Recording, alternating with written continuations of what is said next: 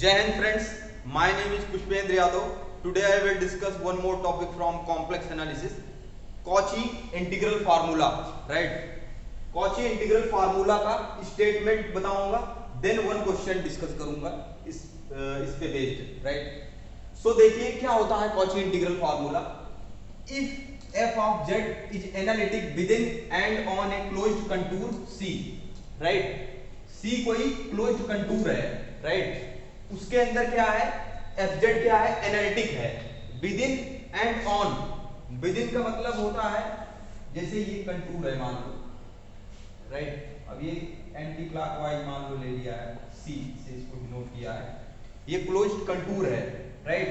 और इस पूरे कंटूर के ऊपर और इसके अंदर एफ जेड क्या है, एनालिटिक है. इसके अंदर एफ जेड क्या है, एनालिटिक है.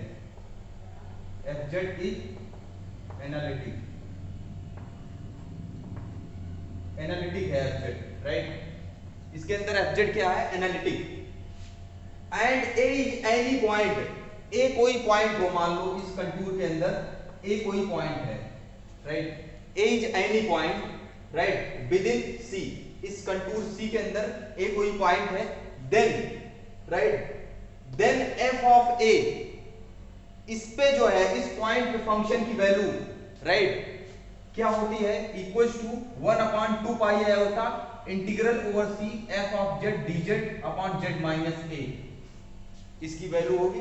या ऐसा कह सकते हैं कि इस कंटूर के अंदर इस इंटीग्रल की वैल्यू, इस कंटूर के अंदर ओवर सी पे, इस कंटूर के अंदर इस इंटीग्रेशन की वैल्यू, इस function F of Z upon D Z upon Z minus A की जो वैल्यू है वो किसके इक्वल हो जाएगी, 2 पाई आयोटा इधर आ जाएगा, तो 2 पाई आयोटा एफ ऑफ ए की इक्वल होगी, राइट, ए. तो इस इंटीग्रल की वैल्यू अगर इस कंटूर पे इवैल्यूएट किया जाए, इस इंटीग्रल की वैल्यू ओवर सी पे, तो क्या होती है, 2 पाई आयोटा एफ ए, राइट. क्या होती है, 2 पाई आयोटा एफ ए. और आपको मालूम है जेड माइनस ए, यहां पे जो डिनोमिनेटर में है जेड माइनस ए में ये फंक्शन क्या है, पूरा अनडिफाइन है इस इंटीग्रल की. तो इस पे क्या हो जाएगा, फंक्शन तो एफ जेड तो हर जगह एनालिटिक है इसके अंदर, लेकिन जेड माइनस ए में ये इंटीग्रैंड पूरा, अगर इसको एक फंक्शन माना जाए तो क्या कर रहा है, ये एनालिटिक नहीं है. एनालिटिक का मतलब डिफरेंशिएबल नहीं है जेड इज इक्वल टू ए पे, राइट. जेड इक्वल टू ए पे ये डिफाइन नहीं है, बेसिकली सिंगुलर पॉइंट है. यहाँ पे Z equal to A, here Z equal to A एक सिंगुलर पॉइंट है, राइट. सिंगुलर पॉइंट का मतलब क्या होता है, सिंगुलर पॉइंट का मतलब वो होता है जहां पे फंक्शन की जो भी है कोई फंक्शन, सिंगुलर पॉइंट का मतलब वही है कि जहां पे फंक्शन की सिंगुलरिटी सीज कर जाए. जैसे कोई व्यक्ति जा रहा है मोटरसाइकिल से और बीच में बहुत बड़ा गड्ढा आ जाए, तो वहां पे उसकी कंटिन्यूटी क्या करेगी, उसकी सीज हो जाएगी, मतलब वो वहीं पे गिर जाएगा. दैट मीन्स वो पॉइंट गड्ढा क्या हो जाएगा, सिंगुलर पॉइंट एज उसके लिए काम करेगा. तो वैसे ये भी है, राइट. यहाँ पे ए क्या है, सिंगुलर पॉइंट है. तो इस पॉइंट पे, तो इस इंटीग्रेशन की वैल्यू, राइट, क्या होती है, 2 पाई आयोटा एफ ऑफ ए. आओ एक क्वेश्चन डिस्कस करते हैं, देन आप समझ जाओगे, राइट. ये वेरी इंपॉर्टेंट टॉपिक है गेट के लिए, एमएससी एंट्रेंस के लिए, नेट के लिए, राइट. तो देखिए, इवैल्यूएट इंटीग्रल ओवर सी. अब यहाँ पे देखो इस क्वेश्चन एक है, इवैल्यूएट करना है ओवर सी. सी कोई कंटूर है, over C Z square F of Z plus 6 upon Z minus 2 D Z, right, को हमें इवैल्यूएट करना है. Where C is the circle, C क्या है, कंटूर जो है एक सर्कल बना रहा है, एक सर्कल के द्वारा कंटूर सर्कल रिप्रेजेंट कर रहा है, right. Described in positive sense, अगर कोई सर्कल है ये, राइट, कंटूर सी जो है मॉड जेड इक्वल टू 3 के द्वारा, इस सर्कल के द्वारा डिस्क्राइब्ड है इन पॉजिटिव सेंस, राइट. तो ऐसे इसका मतलब यही है कि जैसे ये है,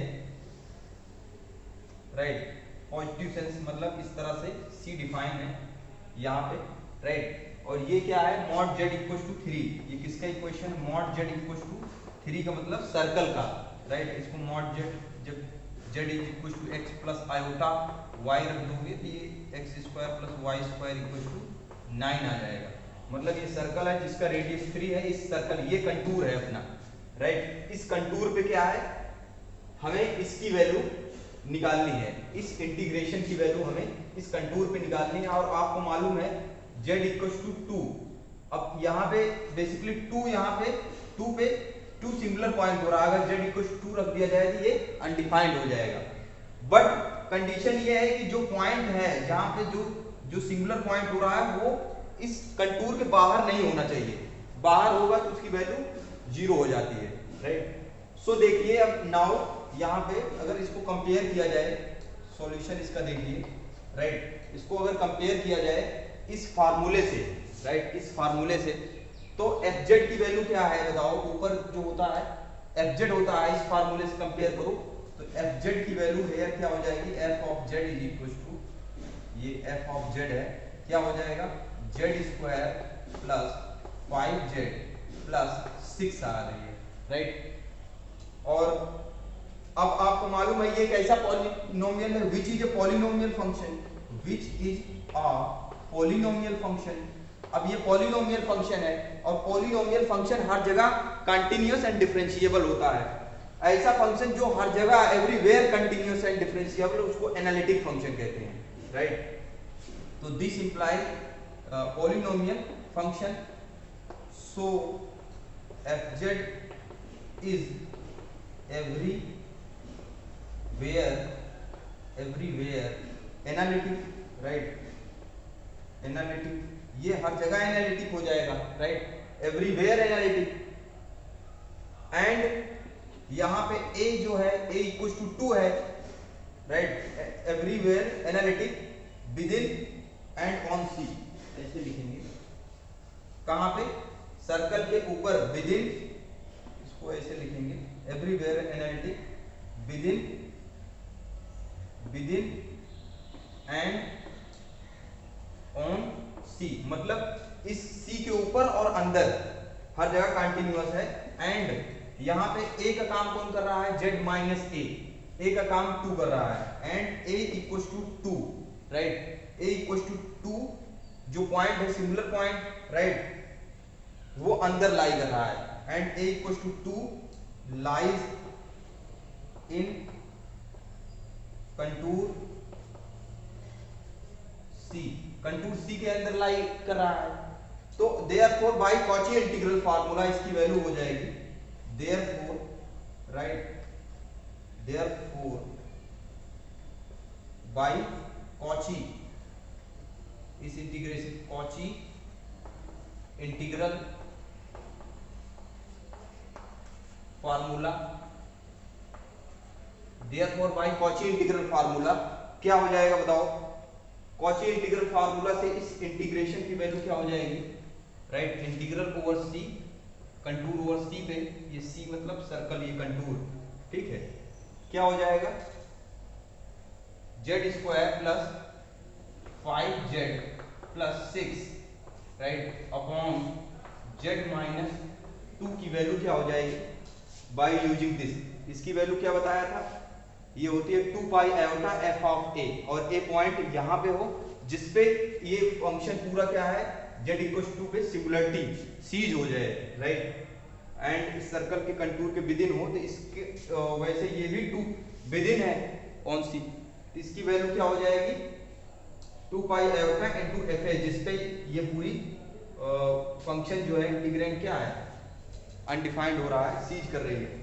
वैसे यहाँ पे भी a का काम यहाँ पे 2 कर रहा है, राइट, तो ये इसकी वैल्यू हो जाएगी 2 पाई आयोटा f ऑफ 2 हो जाएगी इसकी वैल्यू, राइट, और f ऑफ 2 है ये, राइट, और f ऑफ 2 की वैल्यू ये है, ये फंक्शन है, तो यहाँ से f ऑफ 2 की वैल्यू आप निकाल सकते हो, तो f ऑफ 2 क्या आएगा, यहाँ पे f ऑफ 2 रखो, तो 2 का स्क्वायर मतलब 4 प्लस 5 इंटू 2 10 हो जाएगा, प्लस 6, तो ये क्या हो जाएगा 4 इंटू 6 10 हो जाएगा, प्लस 10 20 हो जाएगा, राइट, दिस इज 20, और इसके अंदर रख दो भाई, तो ये आ जाएगा 2 पाई आयोटा इंटू 20, तो 20 इंटू 2 पाई आयोटा, ये टोटल कितना हो जाएगा